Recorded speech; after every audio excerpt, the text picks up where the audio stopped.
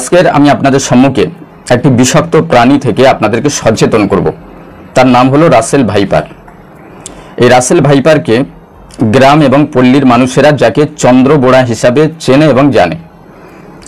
বর্ষাকালে এই সাপের উপদ্রব এখন বেশি, যার জন্য রাস্তাঘাটে চলাফেরা করার সময় টর্চ লাইট ব্যবহার করবেন।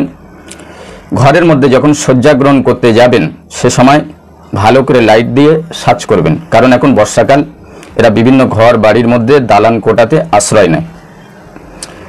মানুষের মধ্যে একটা ভুল ধারণা রয়েছে, সাপে যদি কাউকে দংশন করে তো বলা হয় সেই জায়গাটাকে ভালো করে দড়ি এবং ব্যান্ডেজ করে বেঁধে দেওয়া। এটি সম্পূর্ণ ভুল ধারণা।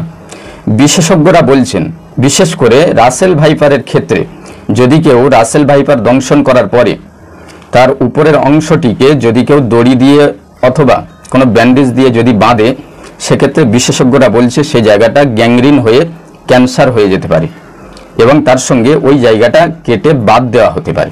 এজন্য এই ভুল করবেন না।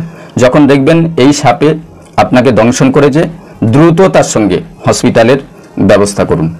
সুস্থ থাকুন, ভালো থাকুন।